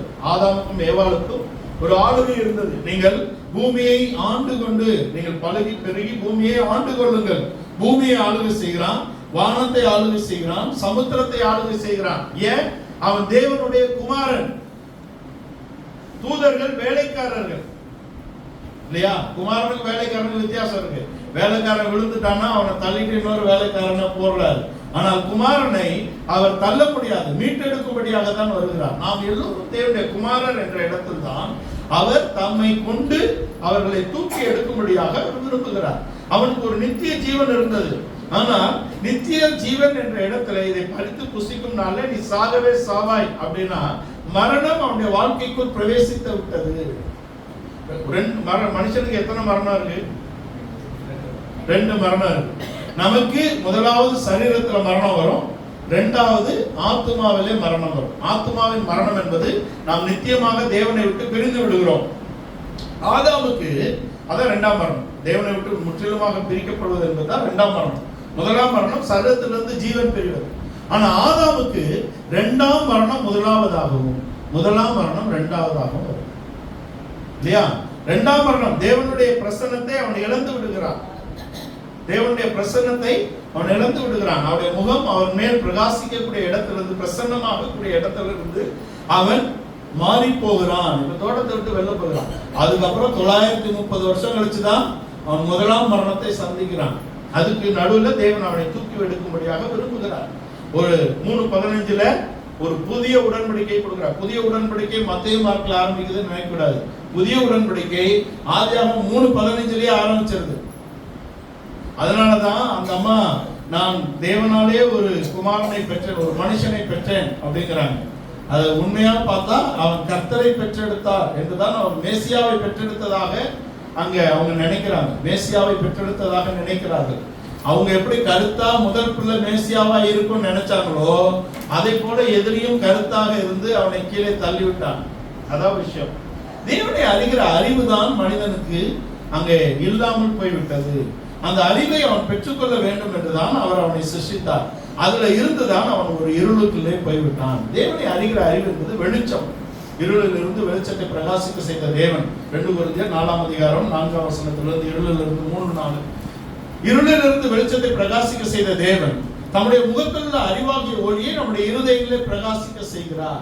அவருடைய முகத்தில் அறிவாகிய ஒளி நம்முடைய இருதயத்தில் பிரகாசிப்பது என்பதுதான் நாம் தேவனிலே அறிவை அடைகிறது. இவன் வெளிச்சத்திலே சிருஷ்டிக்கப்பட்டவன். வெளிச்சமாக சிருஷ்டிக்கப்பட்டவன், மகிமையினால் முடிசூடப்பட்டவன், தேவனுடைய சாயல் ரூபம் என்ற இடத்தில் இருந்தவன் அதையெல்லாம் இழந்து இருள் என்ற இடத்துக்கு போகிறான். தேவதூதருடைய அங்க விழுகையிலே இருள் வந்தது. ஆனால் மனிதனுடைய விழுகையிலே அவன் போய் ஒளிந்து கொண்டதினாலே ஒரு இரவு அனுமதிக்கப்பட்டிருக்கிறது. ஆனா தெசலோனிக்க நிருபக்காரர் கிறிஸ்துவுக்குள்ளாக பிறக்கக்கூடிய நமக்கு என்ன சொல்லுகிறார்? நாம் இரவுக்கும் இருளுக்கும் உரியவர்கள் அல்ல, நாம் பகலுக்குரியவர்கள், நாம் வெளிச்சத்தின் பிள்ளைகள். இருளோ இரவோ நம்முடைய வாழ்க்கையை ஒன்றும் பண்ண முடியாது. இதுதான் நாம் கிறிஸ்துவுக்குள் பெற போகிற பிறப்பு. நம்ம எங்க இருந்தோம்? நாம் உலகத்திலே இருந்தோம், நாம் பாவத்திலே இருந்தோம், நாம் சாபத்திலே இருந்தோம். அதெல்லாம் இருள். அந்த இருளில் இருந்து வெளிச்சத்தை அவர் பிரகாசிக்க செய்திருக்கிறார். கிறிஸ்து என்ற வெளிச்சத்தை நம்ம பார்த்து அவருக்குள்ள வந்திருக்கிறோம். வந்திருக்கிறன்னா 5 வருஷம் தான் டைம். எதுக்கு? நீங்க குழந்தைகளாக இருக்கிறது, அவர் அப்பான்னு கூப்பிடுறது. 5 வருஷத்துக்கு அப்புறம் அந்த 5 வருஷமே ஜாஸ்தி தான். You should have a shift. நீங்க அவரை சகோதரனே என்று அழைக்கக்கூடிய இடத்துக்கு வரணும். அப்புறம் தான் நீங்க அவரை மணவாளனே என்று அறியக்கூடிய இடத்துக்கு வரணும். அங்க priestly blessing, அங்க ஆரோனின் ஆசீர்வாதம் இருக்கு இல்லையா? 6:24 என்னாகுமோ 6:24 அவர் முதலாவது உங்களை காக்க கடவர், இரண்டாவது உங்கள் மேல் கிருபையா இருக்க கடவர், மூணாவது வாசிங்க அந்த 6:24, 25, 26 உன்னை காக்க கடவர். கர்த்தர் உன்னை ஆசீர்வதித்து உன்னை காக்க கடவர் என்பது you are a child, நீங்கள் குழந்தைகள். அவர் தகப்பனாக இருந்து உங்களை காக்கிறார். நீங்கள் கேட்கிறதை எல்லாம் கொடுக்கிறார். சரிங்களா? இது எப்போ? நீங்கள் குழந்தைகளாக இருக்கும் வரைக்கும் அவருடைய நாமத்தினாலே நீங்கள் எவைகளை கேட்பீர்களோ அவைகள் எல்லாவற்றையும் நீங்கள் பெற்றுக் கொள்ளுகிறீர்கள் என்பது குழந்தை என்ற அனுபவம். அடுத்த வசனம் வாசி. உங்கள் மேல் பிரகாசிக்க பண்ணி என்பதை தான் நாங்க 2 கொரிந்தியர் 4:4 இணைத்தேன். அவர் முகத்தில் அறிவாகிய ஒளியை நம்முடைய இருதயங்களே பிரகாசிக்க செய்கிறார் என்றால் நாம் அவரை அறிகிற அறிவின் வளர்ச்சியை அடைய வேண்டும். இப்ப அவர் யாரு? இந்த வளர்ச்சி அடையும் போது அவர் யாரு? நமக்கு சகோதரன், மூத்த சகோதரன். மூன்றாவது, அவர் தம்முடைய கர்த்தர் தம்முடைய முகத்தை உங்கள் மேல் பிரசன்னமாக்கி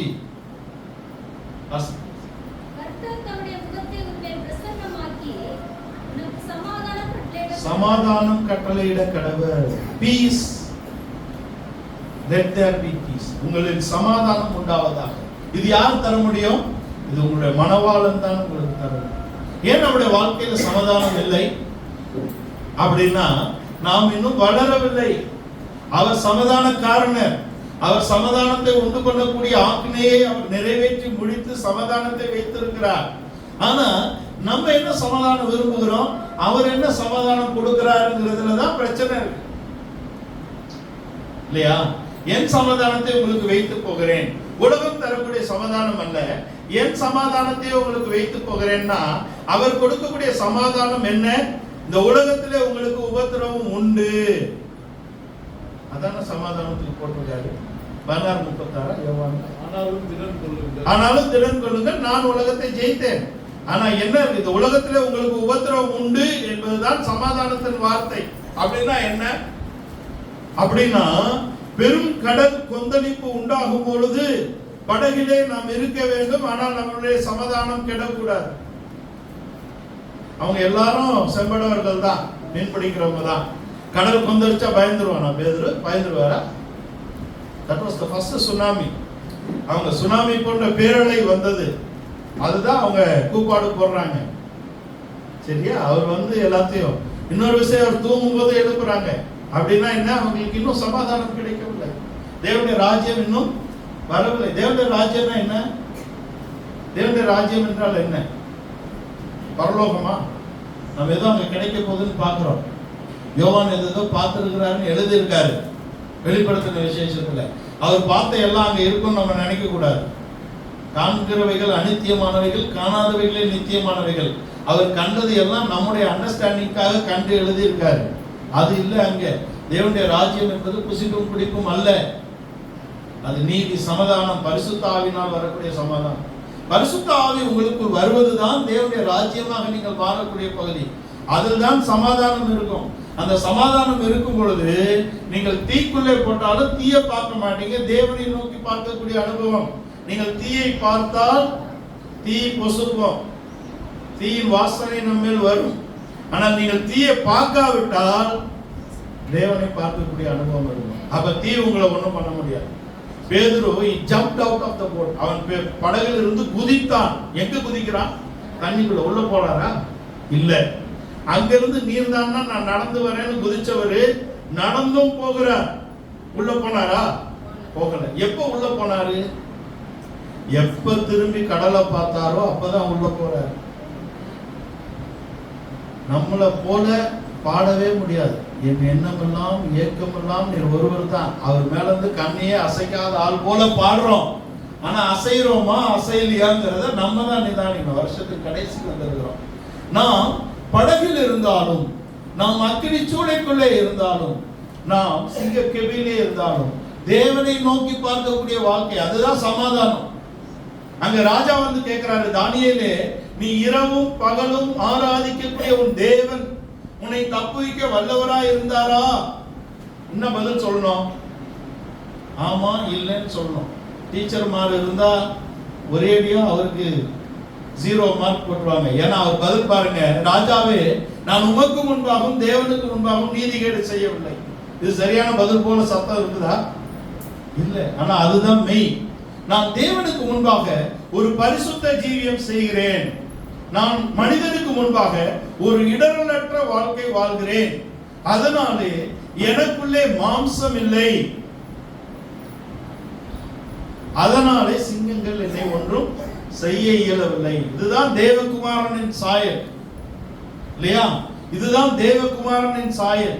இதுதான் ஆவிக்குரிய கிறிஸ்துவின் சகோதரருடைய சாயலாக இருக்க வேண்டும். எவ்வளவு நாள் நமக்கு குழந்தைகளாக இருக்கிறது? ஏன் அந்த வளர்ச்சியை நாம் அடையவில்லை என்றால், நம்முடைய தேவன் உடன்படிக்கையின் தேவன். தேவன் மனிதனோடு ஒரு உடன்படிக்கை செய்கிறார். மனிதன் மனிதனோடு ஒரு உடன்படிக்கை செய்யக்கூடிய இடத்துல வாழ்க்கை இருக்கிறது. இப்போ உடன்படிக்கை பெட்டியின் அளவு என்ன? 1.5 முழம் 2.5 முழம். லென்த் அண்ட் பிரெத் 1.5க்கு 1, 2.5க்கு 2. 1.5 என்பது 3, 2.5 என்பது 5. 3 திருத்துவ தேவன் 5 முழம் உள்ள மனிதனோடு செய்யக்கூடிய உடன்படிக்கை. 5 என்றால் கிருபை என்றும் அர்த்தப்படுகிறது இல்லையா?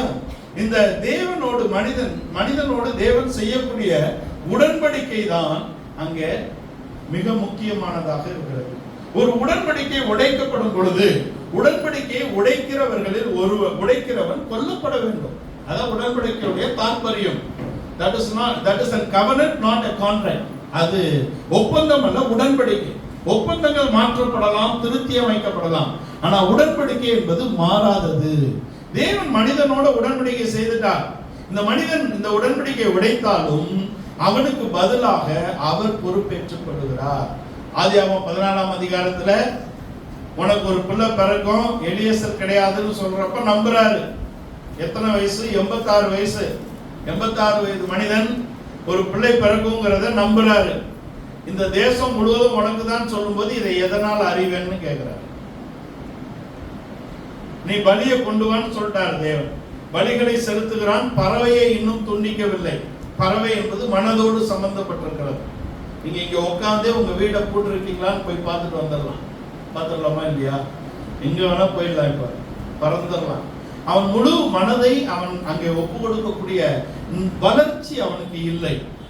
அங்க அந்த வளர்ச்சியில் அவர் போயிட்டே இருக்கிறார். கிறிஸ்தவ வாழ்க்கை என்பது நம்முடைய ரட்சிப்பு நிறைவேற நாம் பிரயாசப்பட்டு கொண்டு இருக்கிறோம். ஆனா இங்க கிறிஸ்தவம் நமக்கு என்ன சொல்லிச்சு? நீங்க ரட்சிக்கப்பட்டவரா? ஆமா, நான் ரட்சிக்கப்பட்டுட்டேங்கிறாங்க. ரட்சிக்கப்பட்டாலும் இங்க இருக்க கூடாது இல்ல. ரட்சிப்பு நிறைவேற வேண்டும்.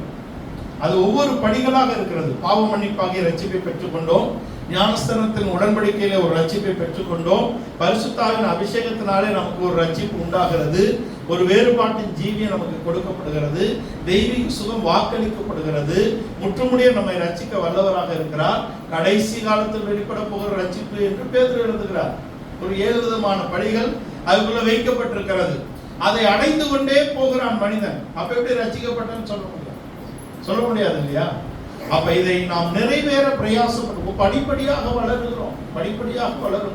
குழந்தைகள் என்ற இடத்திலிருந்து நாம் வாலிபர் என்ற இடத்துக்கு வந்து புருஷர் என்ற இடத்துக்கு வர வேண்டும். அதுக்காக தான் இந்த உபதேசங்கள் கையளிக்கப்படுகிறது. நமக்கு வேதம் நமக்கு கொடுக்கப்பட்டிருக்கிறது. எழுதப்பட்ட வேதத்திலே இருக்கக்கூடியவைகளை நீங்கள் 1000 முறை வாசிக்கலாம், ஆனா யூ கேனாட் அண்டர்ஸ்டாண்ட். அதுக்கு தான் உத்தியோகஸ்தர் வைக்கிறார். கிறிஸ்துவின் சரீரமாகிய சபை அவருடைய பூரண வளர்ச்சியை அடைவதற்காக அவர் சிலரை அப்போஸ்தலராகவும், சிலரை தீர்க்கதரிசிகளாகவும், போதகர்களாகவும், சுவிசேஷர்களாகவும், மேய்ப்பர்களாகவும் ஏற்படுத்தி வைத்திருக்கிறார். இது வந்து எபேசியர் 4:11 இருந்து இருக்கு. ஆனா இந்த உத்தியோகத்தை 1 கொரிந்தியர் 12ஆம் அதிகாரம் 28க்கு கொண்டு போகும்போது 8 விதமாக ஊழியங்களாக மாற்றும் பொழுது 3க்கு தான் எண்ணிக்கை போடுறார். மீதி 5க்கு எண்ணிக்கை போடல. இந்த 3க்கு எந்த 3க்கு எண்ணிக்கை போடுகிறார்? முதலாவது அப்போஸ்தலரையும், இரண்டாவது தீர்க்கதரிசிகளையும், மூன்றாவது போதகர்களையும். அப்படின்னா என்ன? தேவனுடைய ஞானம், தேவனுடைய அறிவு, தேவனுடைய புத்தி. ஞானம், அறிவு, புத்தி, விஸ்டம், நாலேஜ், அண்டர்ஸ்டாண்டிங். இந்த 3ஐயும் சபைக்கு கொண்டு வரக்கூடிய இடத்திலே தேவன் இவர்களை ஏற்படுத்தி இருக்கிறார். சபை இந்த அறிவை அடைந்து கொள்ள வேண்டும். கிறிஸ்து எப்படி பூரணரா இருக்கிறாரோ சபை அந்த பூரணத்துக்கு வர வேண்டும். நம் பிள்ளைகளாக இருந்து விடக்கூடாது. நமக்கு அதற்காக தான் தகப்பன்மாரை கொடுத்திருக்கிறார். போதகர்கள் தகப்பன்களாக ஏற்படுத்தப்பட்டிருக்கிறார். அவர்களோடு இருக்கக்கூடிய ஐக்கியம் என்பது நம்மை வளரக்கூடிய இடத்துல கொண்டு வருகிறது. இது ஏதோ சபை நம்ம வந்தோம் அப்படி நம்ம எடுத்தபடியான ஒரு எப்படி சொல்றது வரோம் போகிறோம் அப்படிங்கிறது அல்ல. இது ஒரு உறவிலே கட்டப்படுகிறது. இது உடன்படிக்கைக்குள்ளானது. இது எல்லாமே கவர்னன்டல் ரிலேஷன்ஷிப் தான். தேவன் மனிதனோடு பண்ணது எப்படி ஒரு கவர்னன்டல் ரிலேஷன்ஷிப்போ அதை போலவே ஆபிரகாமுடைய வாழ்க்கையில அந்த பலி செலுத்தின இடத்துல அவங்க காரிருள் வந்தது. 15ஆம் அதிகாரத்துல காரிருள் வருகிறது, அந்தகாரம் வருகிறது, தூக்க மயக்கம் அவனுக்கு வருகிறது. இதை தேவன் அனுமதித்து உடன்படிக்கையின் 2 பக்கத்துல அவரே நிற்கிறார். அதனாலதான் ஆபிரகாம் உடன்படிக்கையை உடைக்கக்கூடிய இடத்துல இஸ்மவேலை அங்க அடுத்து பெற்றாலும் அவர் ஈசாக்கு வரும் வரைக்கும் தேவன் அவனை நடத்தி கொண்டு வந்து ஆபிரகாமின் சந்ததியை கையிட்டு தூக்குகிறார். அவர் தேவதூதருக்கு கை கொடாமல் ஆபிரகாமின் சந்ததிக்கு தான் கை கொடுத்திருக்கிறார்.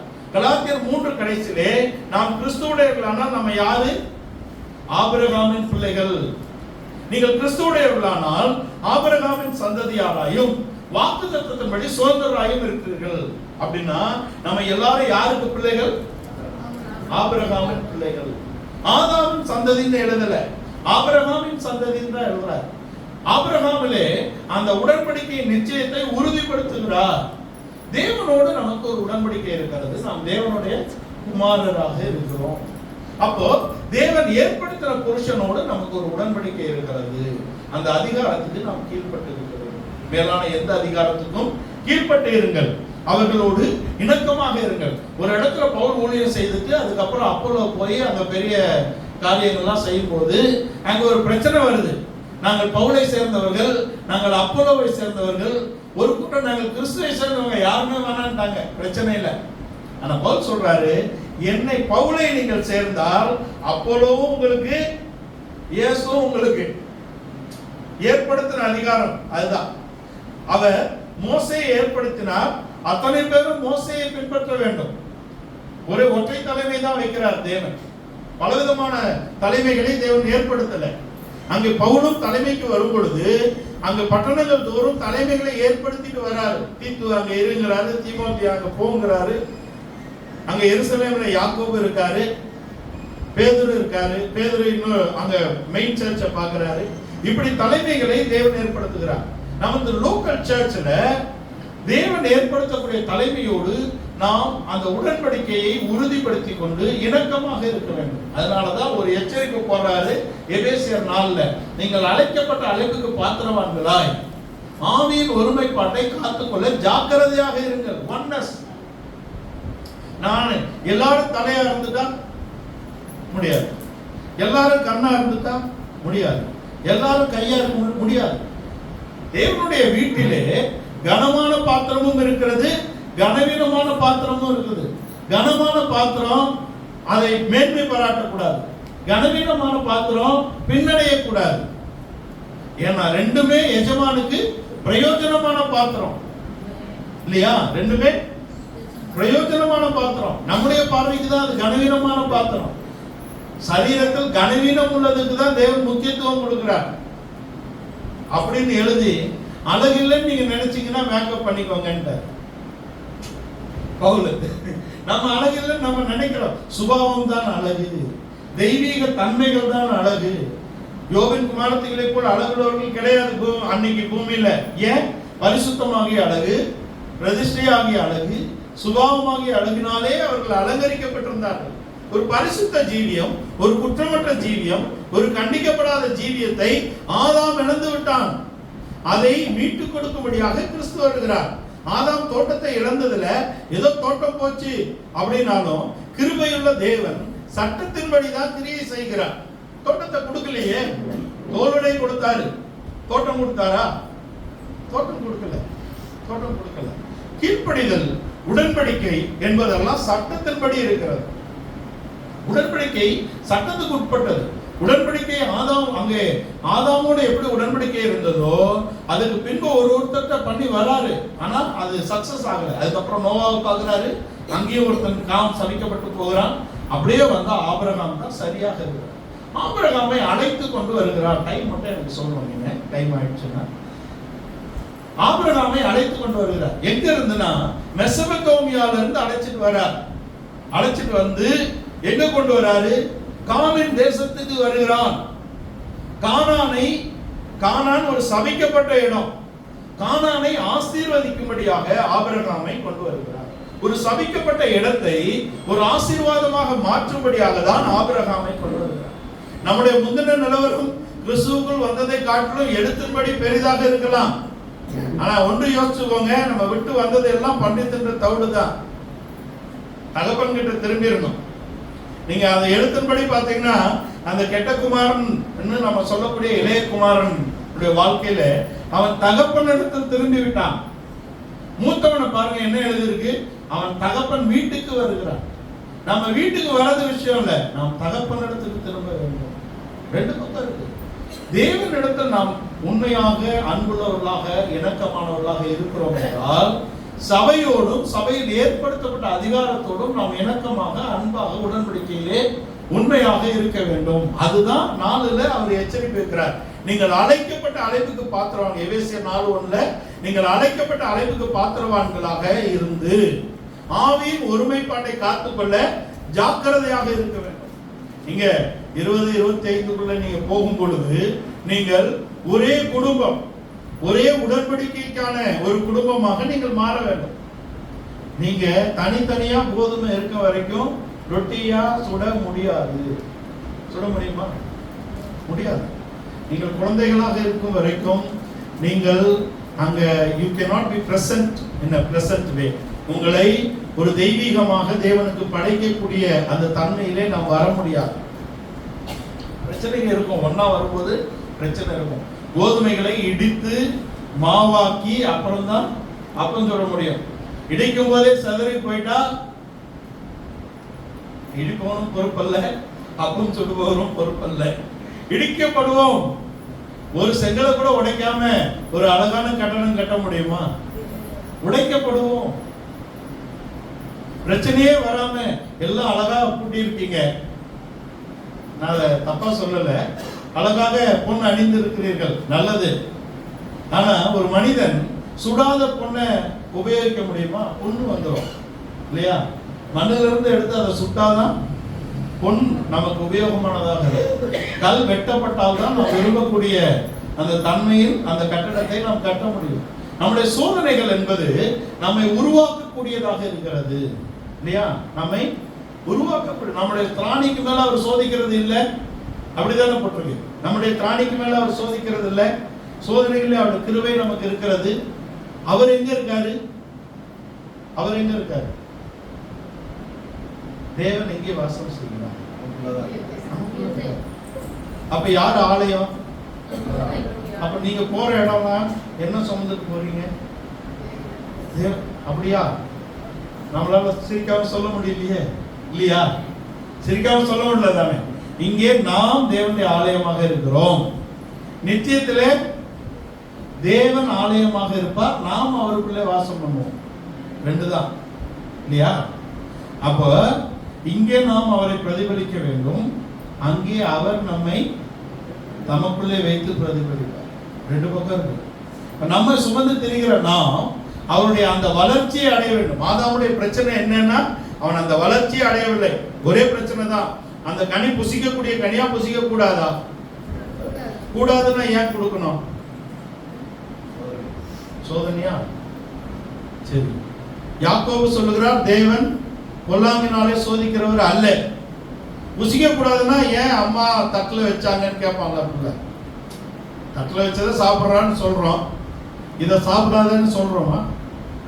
அப்படின்னா அது அவன் புசிக்கதான் வைத்தார், ஆனால் புசிப்பதற்கு கால நிர்ணயங்கள் வைத்திருந்தார். அந்த கனிக்கு என்ன பேரு? நன்மை தீமை அறியத்தக்க கனி. எபிரேயர் நிருபம் 5ஆம் அதிகாரம் 14ஆம் வசனத்தை வாசித்தா, நன்மை தீமை அறிவது என்பது பலமான ஆகாரம். என்ன ஆகாரம்? ஸ்ட்ராங் மீட், பலமான ஆகாரம். அது பயிற்சியினாலே முயற்சி செய்யத்தக்க ஞானேந்திரங்களை உடைய பூரண வயது உள்ளவர்களுக்கே தகும். அது யாருக்கு தகும்? பூரண வயதுள்ளவர்களுக்கு தகும். அப்படின்னா ஆதாம் எப்பொழுது புசித்திருக்க வேண்டும்? பூரணமாக வளர்ந்து அவர் புசிக்க கொடுக்கும் நாள்ல புசிக்க வேண்டும். எத்தனை கனி அவருக்கு கொடுத்திருந்தாராங்க? 3 விதமான கனிகள் அவனுக்கு தோட்டத்திலே வைக்கப்பட்டிருந்தது. சகல விருட்சத்தின் கனியை நீ புசி, அது உன் சரீர வளர்ச்சிக்காக. ஜீவ விருட்சத்தின் கனி இருக்கிறது, அது நீ நித்தியம் உள்ளவனாக நீ உன்னை தக்க வைத்துக் கொள்ளும்படியாக. நன்மை தீமை அறியத்தக்க கனி என்பது அவனுடைய மனதின் வளர்ச்சிக்காக. அவனுடைய மனம் இன்னும் வளரவில்லை. அவன் கிறிஸ்துவை அறிகிற அறிவிலே அவன் இன்னும் வளரவில்லை. இதுக்கு முன்ன ஒரு ஆள் உள்ள போந்தாச்சு. என்ன பிரச்சனை? கட்டளையை அவன் மீறி விட்டான். தோட்டத்தை காக்கணும், தோட்டத்தை பண்படுத்தணும், 2 பேரும் ஒன்னா இருக்கும். தோட்டத்தை காக்கல, தோட்டத்தை பண்படுத்துகிறார், ஆனா 2 பேரும் ஒன்னா இருக்கும். அங்க அந்த அம்மாவோட அவன் பேசும் பொழுது அவர் ஆதாம் இருந்ததாக அங்கே குறிப்பிடப்படவில்லை. அப்படிதான் இருக்காங்க இல்லையா? நீ புசி, அவன் சொல்லுகிறான். அங்க மத்தியஸ்தராக தேவனை தான் வைக்கிறான். உனக்கு தெரியுமான்னு கேட்டா அந்த அம்மா யோசிப்பாங்க. எனக்கு தெரியும் சொன்னாலும் புது ஆளு. அவன் சொல்றான், இதை புசிக்கும் நாளிலே நீங்கள் தேவனை போல் ஆவீர்கள் என்று தேவன் அறிவார். எனக்கு தெரியும், ஐயாவுக்கு தெரியும், ஆனா உன்னை காலம்பூரா வேலைக்காரனா வச்சுக்கலாம்னு அவர் பார்க்காரு. நம்புற மாதிரி இருக்கு இல்லையா? எடுத்து புசித்து தேவனாகி விட்டார். இப்ப தேவன் யாரை நம்ப முடியும்? ஒரு தூதனை நம்பினா அவன் வேலைக்காரன். ஆனா ஏசியா 14ல அவன் ஏறுவேன், அவர் சிங்காசனத்துக்கு இணையாக நான் சிங்காசனத்தை போடுவேன், சர்வ வல்லவருக்கு ஒப்பாவேன். கடவுள் எங்க இருக்காரு? தேவன் எங்க இருக்கார்? நமக்குள்ளே இருக்கார். அவருடைய ஆக்சுவல் அட்ரஸ் சொல்லுங்க. நித்தியமாக தேவன் எங்கே இருக்கிறார்? அவருடைய வாசஸ்தலம் என்ன? பரலோகம் இன்னும் உண்டாகலையே, உண்டாக்கிட்டா வந்து கூட்டு போறேன்னு சொல்லிருக்காரு இல்லையா? உங்களுக்கு ஒரு ஸ்தலத்தை ஆயத்தப்படுத்தி நான் இருக்கும் இடத்துல உங்களை சேர்த்துக் கொள்வேன், ஆயத்தமானா வந்துருவேன்ட்டாரு. அப்ப எங்க இருக்காரு? இருதயம். அவர் சியோனிலே வாசமா இருக்கிறார். சியோனை தமக்கு நித்திய வாசஸ்தலமாக தெரிந்து கொண்டிருக்கிறார். அது எங்க இருக்குன்னா நார்த்தன் சைட்ஸ்ல. சியோன் பர்வதம் வடிப்பமான ஸ்தானமும் சர்வ பூமியின் மகிழ்ச்சியுமா இருக்கிறது. அது வட திசையில இருக்கிறது. அங்க ஏசியா 14ல நீங்க போய் பார்த்தீங்கன்னா 12ஆம் வசனத்துல இருந்து, நான் வட திசையில் இருக்கக்கூடிய ஆராதனை கூடத்துக்கு ஏறுவேன், சர்வ வல்லவருக்கு ஒப்பாவேன். இது தேவதூதன். அந்த ஸ்தானத்தை அவன் கொள்ளையாட நினைத்து தள்ளப்பட்டு போனான். இப்ப தம்முடைய சாயல், தம்முடைய ரூபத்துல ஒரு மனிதனை உண்டாக்குகிறார். அவன் என்ன பண்றான்? அவனையும் இவன் தான் அங்க ஷார்ட் கட்டுக்கு கொண்டு போறான். நீ தேவனை போல ஆக, நீ தேவனை போல ஆவதற்காக தான் சிருஷ்டிக்கப்பட்டிருக்கிறாய். அவருடைய ரூபம், அவருடைய சாயல். இப்போ ஒண்ணுதான் அங்க குறையுது. என்ன? the understanding of himself. அவன் தன்னை அறிகிற அந்த அறிவை இவனுக்குள் கொண்டு வந்து நிலைநிறுத்தும்படியாக விரும்புகிறார். இவன் யார் என்றும் தான் யார் என்றும் இவன் அறிந்து கொள்ளும்படியாக விரும்புகிறார். அதான் விஷயம். இவன் தன்னுடைய குமாரன் என்று அவர் விரும்புகிறார். அவர் ஒருவனை அல்லவா சிருஷ்டித்தார். மல்கியா 2:15. அவர் ஒருவனை அல்லவா சிருஷ்டித்தார், ஆவி அவனுக்குள் பரிபூர்ணமா இருந்ததே, பின்ன ஏன் ஒருவனை சிருஷ்டிக்க வேண்டும்? ஆவிக்குரிய சந்ததியை இவன் பெற்றெடுத்திருக்க வேண்டும். தேவனை அறிகிற அறிவிலே அந்த சந்ததியை இவன் வளர்த்திருக்க வேண்டும். அதுதான் விஷயம். சபை உண்டாக்கப்பட்டது நோக்கம் என்ன? சபை உண்டாக்கப்பட்டது நோக்கம் என்ன? தேவனை அறிகிற அறிவை நாம் அடைந்து கொள்ள வேண்டும். சபை இப்பொழுது குறைவுபடுகிறதன் பக்கம் என்ன? அவரை அறிகிற அறிவிலே குறைவுபடுகிறது. ஏன்னா நம்ம எமோஷனலைஸ் ஆகிடும். Christianity is not for emotions, Christianity is for actions. கிறிஸ்தவம் உணர்வுக்குரியது அல்ல, அது செயற்பாட்டுக்குரியது.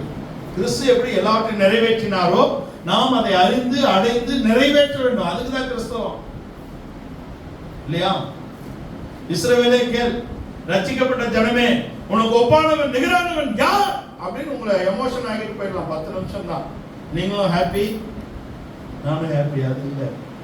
நீ சுதந்திரிக்க போற தேசம் பாலும் தேனும் ஓடும் தேசம், மலைகளும் பள்ளத்தாக்குகளும் உள்ள தேசம், அது மழை நீரை குடிக்கும் தேசம், நீ ஆசீர்வதிக்கப்பட்ட. அது இல்ல, அது that can make you happy. வருஷ கடைசியில அது பக்காவா இருக்கும் இல்லையா? ஒரு வாக்குத்தத்தமா இருக்கும் இல்ல. அதை நீங்கள் அடைந்து கொள்ள வேண்டும் என்றால் பிரமாணங்கள் கட்டளைகள் கொடுக்கப்பட்டிருக்கிறது. ஏன் ஆபிரகாம் முக்கியப்படுத்துகிறார்? ஆபிரகாம் அங்க 26 நாள்ல ஈசாக்கு அந்த ஆசீர்வாதத்தை பெற்றுக் கொள்வதற்கு ஆபிரகாம் தான் முழு. ஆபிரகாம் தான் அவர் சொல்றாரு, ஆபிரகாம் என் சொல்லுக்கும் என் விதிக்கும் என் கட்டளைக்கும் என் கற்பனைகளுக்கும் என் நியமங்களுக்கும் கீழ்ப்படிந்து நடக்கக்கூடிய ஒரு மனிதன் ஆபிரகாம். யாக்கோபுக்கு யார் சொல்லப்படுகிறார்? யாக்கோபுக்கு ஈசாக்கை அட்ரஸ் பண்றாரு. ஈசாக்கின் பயபக்திக்குரியவர் என்னோடு இல்லாவிட்டால் நீ என்னை ஏமாத்தி இருப்ப அங்கிள் லாபான்ட்ட சொல்றாரு இல்லையா? அங்க யாக்கோபின் சந்ததிக்கு என்ன சொல்லப்படுகிறது? யாக்கோபின் வல்லவர், யெஷுரனின் தேவனுக்கு ஒப்பானவர் ஒருவரும் இல்லை, அவன் கொடுத்து மிதிப்பான் அப்படிங்கிறது. அப்படின்னா என்ன? நமக்கு கொடுக்கப்பட்ட ஆவிக்குரிய தலைமை என்பது தேவன் ஏற்படுத்தின ஒரு தலைமை. மேலான எந்த அதிகாரத்துக்கும் கீழ்ப்பட்டு இருக்க வேண்டும். ஆதாம் அன்றைக்கு தேவனுக்கு கீழ்ப்பட்டு இருந்தால் ஆதாமை தகப்பனாக, நடத்திப்பாக, தலைமையாக தேவன் ஏற்படுத்தி இருப்பார். அவன் பிள்ளைகளை பெற்றெடுத்து இருப்பான். அது அங்க மிஸ் ஆயிடுச்சு. அங்கிருந்து நோவா கிட்ட வராரு. அங்கேயும் காம் சபிக்கப்பட்டு போகிறான். என்ன? காம் அங்க நோவாவை அப்பான்னு மாத்திரம் பார்க்கிறான். ஸ்பிரிச்சுவல் ஹெட்ஷிப்பா அவன் பார்க்கல. ஆவிக்குரிய ஒரு தலைமையாக அவன் பார்க்க தவறிவிட்டான். ஆவிக்குரிய தலைமை என்பது தேவன் கொடுத்த எழுத்தின்படியான தகப்பத்துவம், ஃபாதர்ஹுட் இல்லையா? அந்த தலைமையை அவன் பார்க்க தெரிந்து கொள்ளாததுனாலதான் அவருடைய நிர்வாணத்தை போய் வெளியே சொல்லுகிறான். அதுதான் அவனுக்கு சான்ஸே கொடுக்கல பாருங்க. when you are close to the headship, உங்களுக்கு ஏற்படுத்தப்பட்ட தலைமையோடு நீங்கள் உத்தரவாதமாக நெருக்கமாக இருந்தால் நல்லது. ஆனால் குறைபாடுகளை நாம் பார்க்க கூடாது. ஆசாரியர், பெட்டியை சுமக்கக்கூடிய ஆசாரியருக்கும் ஜனத்துக்கும் 2000 முழம் தூரம் வச்சிருக்காரு. ஏன்? அவரை நீங்கள் நல்லவர் என்று அறிந்து கொள்ள வேண்டாம், கெட்டவர் என்றும் அறிந்து கொள்ள வேண்டாம் இல்லையா? அவர் அந்த தலைமைத்துவத்தை செய்யட்டும், நம்ம ஏற்படுத்தப்பட்ட இடத்துல நம்ம இருக்கணும். ஆனால் அது ஒரு உடன்படிக்கை உறவாக இருக்கிறது. இந்த உடன்படிக்கை ஆதாம் இழந்ததனால்தான் ஆபிரகாமிலே அந்த உடன்படிக்கை கொண்டு வருகிறார். ஆபிரகாமின் சந்ததி தான் இந்த உலகத்தை சுதந்திரிக்க போகிறது என்று கொண்டு வருகிறார். ஆனால் ஆபிரகாமின் எழுத்துப்படியான சந்ததி மேசியாவை அறியாததுனால அவர்கள் அவரை இழந்து விட்டார்கள், கொன்று போட்டு விட்டார்கள். யோவான் 5ஆம் அதிகாரத்தின் கடைசியில அவங்க ஆராய்ச்சி அறியல. வேத வாக்கியங்களை ஆராய்ந்து பாருங்கள். என்னை குறித்து சாட்சியிடுகிறது, நித்திய ஜீவன் அதில் இருக்கிறது, நான் தான் மேசியா. நேரடியா சொல்லல, நேரடியா சொல்லவும் மாட்டார். அங்கே பேதுரு நீர்தான் உன்னதமான தேவனுடைய குமாரன் சொல்லும்போது இயேசு சொல்றார், நான் தான் கிறிஸ்து என்று யாருக்கும் சொல்லாதேன்றார். ஏன் அப்படின்னா அவர்கள் அறிந்து கொள்ள வேண்டும், வேதத்தை ஆராய்ந்து அவரை அறிந்து கொள்ள வேண்டும். மெசியானிக் மிராக்கிள்ஸ் செஞ்சு காட்டுறார். உலகம் உண்டானது முதல் ஒருவனும் குஷ்டரோகியை குணமாக்கினதில்லை. நாகமான் குணமானாலும் கூட அவன் ஆசாரியனிடத்தில் வரக்கூடிய எந்த விதமான தன்மையும் அவனுக்கு அங்க இல்ல. அவன் பிரஜாதியான். இயேசு வந்துதான் குஷ்டரோகி குணமாகிறான். இயேசு வந்துதான் யோவான் 9ஆம் அதிகாரத்துல குருடன் குணமாகிறான். உலகம் உண்டானது முதல் கேள்விப்பட்டிருக்கீங்களா? இப்படி ஒன்று கேள்விப்பட்டிருக்கீங்களா? தான் தான் மேசியா என்று அந்த மெசியானிக் மிராக்கிள்ஸ் அவங்க டிஃபைன் பண்ணி வச்சிருக்காங்க. அவர்தான் மேசியா என்று அறிந்தும் அவர்கள் ஏற்றுக்கொள்ள முடியவில்லை. ஏன்னா தங்களுக்கு மேல் ஒரு தலைமைத்துவம் வருகிறதை அவர்கள் விரும்பவில்லை. ஆதாம் குமாரனாக கொடுக்கப்பட்டாலும் அவன் நிறைவேற்றாததுனாலே கிறிஸ்து நிறைவேற்றி சபையை உண்டாக்கி இருக்கிறார். இந்த கவர்னன்டல் ரிலேஷன்ஷிப்ல நம்மை சபைக்குள்ளே கொண்டு வந்திருக்கிறார். கொலோசியர் 1ஆம் அதிகாரத்தின் 12, 13 அதிகார வசனங்களிலே 13ஆம் வசனத்தில் இருள் அதிகாரத்திலிருந்து நம்மை விடுதலையாக்கி தம்முடைய அன்பின் குமாரனின் ராஜ்யமாகிய சபையிலே அவர் நம்மை கொண்டு வந்திருக்கிறார். கொண்டு வந்ததின் நோக்கம் என்ன? 12ஆம் வசனத்துல ஒளியில் உள்ள பரிசுத்தவான்கள் சுதந்திரத்தில் நாம் பங்கடையும்படியாக கொண்டு வந்திருக்கிறார். அதிலே நாம் பங்கு பெற வேண்டும் என்றால் அந்த ஒளியை, அந்த மெய்யான ஒளியை நாம் அறிந்து அவரை நாம் புரிந்து கொள்ள வேண்டும். அதுதான் அங்க 2 கொரிந்தியர் 4ஆம் அதிகாரத்துல இருளின் அதிகாரத்திலிருந்து நம்மை விடுதலையாக்கி கொண்டு வந்தவர் என்று கொண்டு வந்தாத அங்க கனெக்ட் பண்றார். 2 கொரிந்தியர் 4:4ல இருளிலிருந்து வெளிச்சத்தை பிரகாசிக்க செய்த தேவன் தம்முடைய முகத்தில் உள்ள அறிவாகிய ஒளியை நம்மளே பிரகாசிக்க செய்திருக்கிறார். இந்த அறிவை நீங்கள் சபையிலே அடைந்து கொள்ள வேண்டும். இந்த அன்பை நீங்கள் சபையிலே அடைந்து கொள்ள வேண்டும். இந்த உடன்படிக்கையை நீங்கள் இங்கே உறுதிப்படுத்திக் கொள்ள வேண்டும். நீங்கள் ஏற்படுத்தப்பட்ட அந்த இடத்திலே நீங்கள் இருந்து அந்த உறவிலே நீங்கள் உங்களை உறுதிப்படுத்திக் கொண்டு அந்த அறிவிலே நீங்கள் வளர்ந்தால் குழந்தைகள் அல்ல, நீங்கள் குமாரர் என்ற இடத்துக்கு வர முடியும். ஆபிரகாமுக்கு பிள்ளைகள் இருந்தாலும் சுதந்திரவாளி என்பவன் அவன் அந்த அந்த ஸ்பிரிச்சுவல் எத்திக்ல வளர்ந்தவன் தான் குமாரனாக முடியும். ஈசாக்கு தான் குமாரனாக வர முடியும். இஸ்மவேல் வர முடியாது. ஆனா இஸ்மவேல் யாரால ஆசீர்வதிக்கப்பட்டிருக்காரு? அதே ஆபிரகாமால தான் ஆசீர்வதிக்கப்பட்டிருக்காரு. எலியேசர் யாரால ஆசீர்வதிக்கப்பட்டிருக்காரு? அதே ஆபிரகாமோடு தான் இருந்து ஆசீர்வாதத்தை பெற்றுக் கொள்ளுகிறார். கேத்ராவின் பிள்ளைகள் ஆசீர்வாதத்தை எங்க பெற்றுக்கிட்டாங்க? ஆபிரகாம் மூலம்தான். ஆனால் அவர்கள் எல்லோரும் சுதந்திரவாதிகள் கிடையாது. ஈசாக்கு மாத்திரம் தான் சுதந்திரவாதி. நாம் சுதந்திரத்தை அடைய வேண்டும் என்றால், நாம் கிறிஸ்துவோடு உடன் சுதந்திரராக வர வேண்டும் என்றால், இயேசு அப்பாங்கிறதை தாண்டி இயேசு கிறிஸ்து என்பதை நீங்கள் அறிந்து அவருடைய சகோதரராக வளர வேண்டும். இயேசு அப்பாங்கிறத நான் தவறுன்னு சொல்ல வரல. கூப்பிடுங்க. எவ்வளவு காலம் இயேசு அப்பான்னு கூப்பிடுவீங்க? எவ்வளவு நாளும் நீங்க கேட்டு பெற்றுக் கொள்கிற இடத்துல இருப்பீங்க. நீங்கள் குமாரராக, புருஷராக இருந்தால் நீங்கள் ஜெயித்து மற்றவர்களை விடுதலையாக்கக்கூடிய இடத்துல இருப்பீங்க.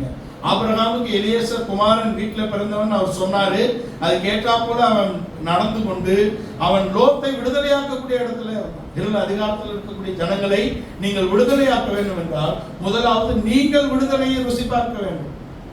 நீங்கள் சமாதானம் இல்லாமல் உலகத்தில் இருக்கக்கூடியவர்களுக்கு சமாதானத்தை கொடுக்க வேண்டும் என்றால் அந்த சமாதானத்தை நீங்கள் முதலாவது பெற்றுக்கொள்ள வேண்டும். நீங்கள் நித்தியத்தின் நிச்சயத்தை மற்றவர்களுக்குள்ளே கொண்டு வர வேண்டும் என்றால் நீங்கள் அந்த நித்தியத்தின் நிச்சயத்தை அடைந்து கொள்ள வேண்டும். நீங்கள் உடன்படிக்கைக்குள்ளே பலரை உட்படுத்த வேண்டும் என்றால் நீங்கள் அந்த உடன்படிக்கைக்குரியவர்களாக மாற வேண்டும். இப்போ அதை முடிச்சிடலாம். கன்க்ளூஷன் 2 நிமிஷத்துல முடிச்சிடலாம். இருளில் இருந்து வெளிச்சத்தை பிரகாசிக்க செய்த தேவன் தம்முடைய முகத்துள்ள அறிவாகிய ஒளியை நம்முடைய இருதயங்களை பிரகாசிக்க செய்திருக்கிறார். இந்த மகத்துவம் உள்ள வல்லமை நம்மளால் உண்டாயிராமல் தேவனால் உண்டாயிருக்கிறது என்று அறியும்படிக்கு இந்த பொக்கிஷத்தை இந்த மண்பாண்டத்திலே பெற்றிருக்கிறோம். எந்த மண்பாண்டத்தில் பெற்றிருக்கிறோம்? இந்த அழிவுக்குரிய இது அழியாமையை தரித்துக் கொள்ளும்படியாக இந்த மண்பாண்டத்திலே பெற்றிருக்கிறோம். நாங்கள் எப்பக்கத்திலும் நெருக்கப்பட்டாலும் ஒடுங்கி போக மாட்டோம், கலக்கம் அடைந்தாலும் மனமுறிவடைய மாட்டோம், சோதிக்கப்பட்டாலும் கைவிடப்பட மாட்டோம், கீழே தள்ளினாலும் சாக மாட்டோம். கிறிஸ்துவின் ஜீவனை, கிறிஸ்துவின் மரணத்தை சுமந்து தெரிகிறோம். கிறிஸ்துவின் ஜீவன் எங்களை பலன் செய்கிறது. இதுதான் புருஷத்துவம். இதுக்கு வரணும்னா அவரை நீங்கள் மூத்த சகோதரன் என்ற இடத்திலே, அவரை அறிகிற அறிவிலே இயேசு என்ற இடத்துல வந்து கிறிஸ்து என்ற வரணும். நீங்க ரொம்ப குறைவா இருக்கும். இயேசு என்ற பெயரு நிருபங்கள்ல, சுவிசேஷத்துல தான் இயேசுன்னு இருக்கும். இங்க பாத்தீங்கன்னா இயேசு கிறிஸ்து அல்லது கிறிஸ்து இயேசு. கிறிஸ்து என்றால் அபிஷேகம் பண்ணப்பட்டவர். அவர் அபிஷேகம் பண்ணப்பட்டவராக நீங்கள் அறிய வேண்டும். அவரை ஆசாரியனாக நீங்கள் அறிய வேண்டும். அந்த உடன்படிக்கையை நீங்கள் ஏற்றுக்கொள்ள வேண்டும். அந்த உடன்படிக்கையில ஏற்படுத்தப்பட்ட தலைமையை நீங்கள் ஏற்றுக்கொண்டு ஒத்து போய் அதோடு இருந்துதான் அந்த வளர்ச்சியை அடைந்து கொள்ள வேண்டும். இதற்காக எவர்களை அவர் முன்குறித்தாரோ அவர்களை தான் இங்க அழைச்சிருக்கிறார். கொஞ்சம் பேர், நிறைய பேர் எண்ணிக்கை அவருக்கு விஷயம் இல்லை. சிறுமந்தையே பயப்படாதே, ராஜ்யம் உனக்கு தான். அவர் பெரிய எண்ணிக்கைக்கு வரவில்லை, அவர் சரியான எண்ணிக்கைக்கு வருகிறார். சரியான வளர்ச்சியை நீங்கள் அடைய வேண்டும். எவர்களை முன்குறித்தாரோ அவர்களை அழைத்திருக்கிறார். எவர்களை அழைத்தாரோ அவர்களை நீதிமான்களாக்கி இருக்கிறார். எவர்களை நீதிமான்களாக்கினாரோ அவர்களை மகிமைப்படுத்தி இருக்கிறார். தேவன் முன்குறித்தவர்களுக்கு எதிராக யாரும் இருக்க முடியாது, குற்றம் சாட்ட முடியாது, அவரை நியாயம் தீர்க்க முடியாது. அவருடைய அன்பை விட்டு நம்மை பிரிப்பவன் யார்? கிறிஸ்துவே மரித்தார், கிறிஸ்துவே உயிர்த்தார், கிறிஸ்துவே வலது வாரிசத்தில் இருக்கிறார். அதனால நாம் எல்லாவற்றையும் ஜெயிக்கக்கூடிய புருஷராக வளர வேண்டும். குமாரன்ற இடத்துல, இந்த புதிய வருடத்துல நீங்கள் வளர வேண்டும். உங்களை ஏற்படுத்தப்பட்ட சபையிலே சத்தியத்திலே நீங்கள் வளர வேண்டும். அவருடைய அன்பை அறிகிறதிலே நீங்கள் வளர வேண்டும். அன்பின் ஆழம் அகலம் நீளம் உயரத்திலே நீங்கள் வளர வேண்டும். உடன்படிக்கையோடு நீங்கள் ஒத்திருக்க வேண்டும். அவர் அன்பிலே நீங்கள் வளர்ந்து ஜெயம் கொள்ள வேண்டும். நம்ம அன்பு குருவராலே மட்டும் ஜெயம் கொள்கிறோம். இஸ்ரவேலர்கள் 7 ஜாதிகளை ஜெயித்தது போல நம்முடைய 7 காரியங்களை வாழ்க்கையில் ஜெயிக்கும். உபத்திரவமோ, வியாகுலமோ, துன்பமோ, பசியோ, நிர்வாணமோ, நாசமோசமோ, பட்டயமோ, இவை எல்லாவற்றிலும் நம்மில் அன்பு குருவராலே நாம் மட்டும் ஜெயம் கொள்கிறோம். அந்த அன்பிலே நிலைத்திருக்க வேண்டும். இந்த காலை வேளையில இந்த வசனங்களுக்கு நம்ம ஒப்பு கொடுப்போம். இந்த அன்பினால் தான் இந்த உடன்படிக்கையை தேவன் ஏற்படுத்தி கொடுத்திருக்கிறார். இந்த அன்பினால் தான் உலக தோற்றத்துக்கு முன்பாக தேவன் நம்மை முன்குறித்திருக்கிறார். ஆபிரகாமின் எழுத்தின்படியான இஸ்ரவேலர்கள் அதை அடையாமல் போன இடத்திலே சற்றும் தகுதியில்லாத நம்மை அவருடைய அன்பினாலும் கிருபையினாலும் நம்மை கொண்டு வந்திருக்கிறார். அவருடைய பாதுகாப்பு, தகப்பன் என்ற இடத்துல அவருடைய பாதுகாப்பு நமக்கு இருக்கிறது. தகப்பன் என்ற இடத்துல நாம் நன்மைகளை பெற்றுக் கொள்கிறோம். அதோடு நின்று விடாதபடிக்கு அவர் நம்முடைய மூத்த சகோதரன் என்ற அறிவுக்கு நாம் வர வேண்டும். அவர் கிறிஸ்து என்ற அறிவுக்கு நாம் வர வேண்டும். அதுக்கு பின்பாக அவர் மணவாளன் என்ற இடத்துக்கு வர வேண்டும். அப்பொழுதுதான் அவர் நமக்குள்ளே இருப்பார். இம்மானுவேலராக நமக்குள்ளே வாசம் செய்வார். இயேசு என்ற இடத்துல ரட்சிப்போடு நின்று விட வேண்டாம். கிறிஸ்து என்ற நித்திய ஜீவனை அடைந்து கொள்வோம். நாம் அவருடைய சுதந்திரத்தை அடைந்து கொள்ளும்படியாக அழைக்கப்பட்டோம். இந்த காலை வேளையில் இந்த வசனங்களுக்கு முற்றிலுமாக நம்ம ஒப்புக்கொடுப்போம்.